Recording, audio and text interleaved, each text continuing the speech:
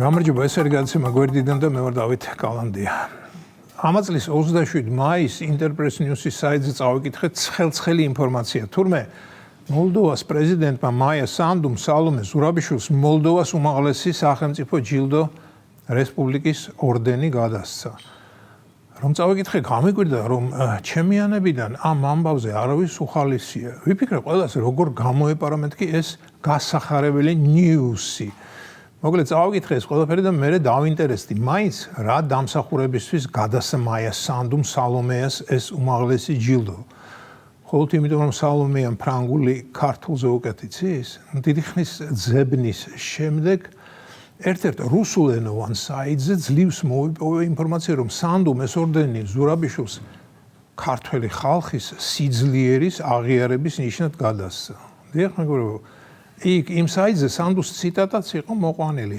ჩვენ ვაჯილდოვებთ პრეზიდენტ სალომე ზურაბიშვილს ქართველი ხალხის სიძლიერის აღიარების ნიშნად. მისი ლიდერობა და დემოკრატიული ღირებულებებისადმი ერთგულება ყველა ჩვენგანისთვის შთაგონების წყაროა.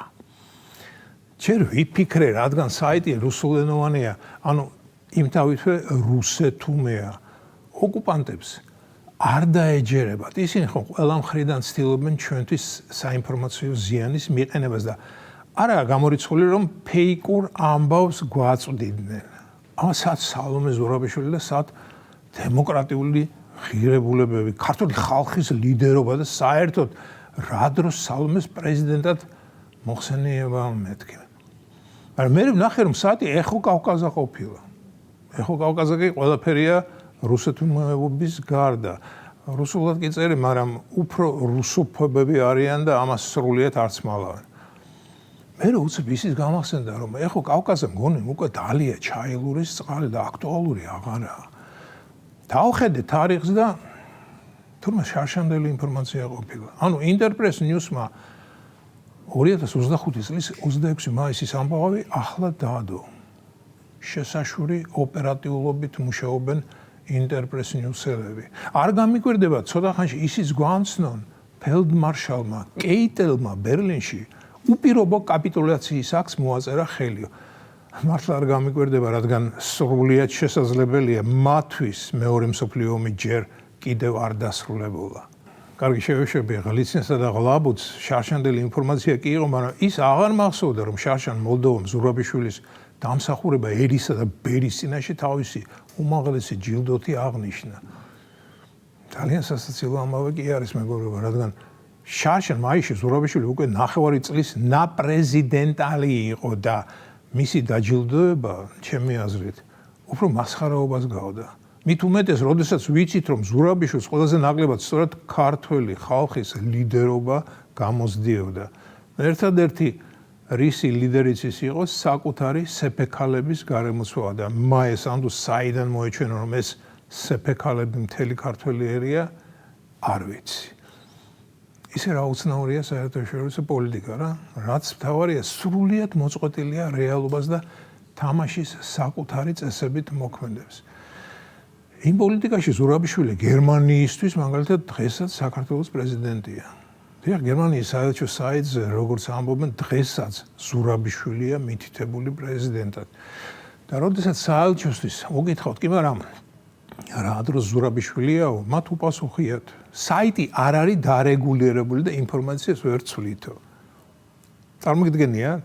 ამხელა გერმანიას, რომელიც ტექნოლოგიურად ევროპის ერთ-ერთი ყველაზე მოწინავე ქვეყანაა, წელიწად ნახევარზე მეტია საიტი ტექნიკურად ვერ გაუმართავთ. თქვენ ამის გჯერათ? მე არა. ასეთი ტემპით თუ იარეს და მართლა ასე თუ ებძვიან თავიანთ საელჩოში ტექნიკურ გაუმართავობას, მე შინია წარმოვიდგინო, რა დღეში აქვს შენობაში შიდა გაყვანილობა, კანალიზაცია და მილსადენები. შეიძლება ქართულ სპეციალისტებს არ ენდობიან, მაგრამ ხომ არსებობს ხელოვნური ინტელექტი, რომელიც მათ საიტის ტექნიკურ ხარვეს 2 წამში გამოუსწორებდა. მაგრამ არა, არ უნდათ გამოსწორება და იგონებენ რაღაც აბდაუბდას. ხონდა გერმანიის საელჩო საიტს ვერ მართავს, ინტერპრეს ნიუსი კი შარშანდელ ინფორმაციას ახლადებს და გვაგიჟებს. არის ამაში რაღაც სტაგნაციორობა, მეგობრებო, ხომ ასეა? ასე თუ იმუშავეს კაპიტალიზმის ნათელ მომავალში კი არა, საბჭოეთის ბნელ წარსულში დააგვაბრუნებენ, სადაც ბინებს კი არიგებდნენ უფასოდ, მაგრამ სამაგიეროდ ჯინსი და ვიდეო მაგნიტოფონი ფუფუნების საგნად ითვლებოდა. თუმცა მეორე მხრივ დარწმუნებული ვარ დღეს საულმე ზურაბიშვილი რომ ჩავიდეს მოლდოვაში, მაია სანდუ მას ძღვენის გარეშე მაინც არ გამოუშვებს. სანდუ და ზურაბიშვილი ხომ ერთი ინკუბატორიდან არიან. ანუ ერთმანეთის ესმით, ერთმანეთს ავსებენ, ერთმანეთი უყვართ. წარმოგიდგენიათ რა ლამაზი ეპითეტებით შეამკობენ ხოლმე ერთმანეთს. ზუსტად ისე როგორც ივანე კრილოვის იგავში მამალი და გუგული აქებდა ერთი მეორეს. ასე რომ ინტერპრეს ნიუს კი აერია თარიღები, მაგრამ აზრობრივად დიდი არაფერი დაუშავებია და ტყუილად ვდებ ბრალს. ისე მოგვიანებით გადავამოწმეს ნიუსი და უკვე აუღიათ.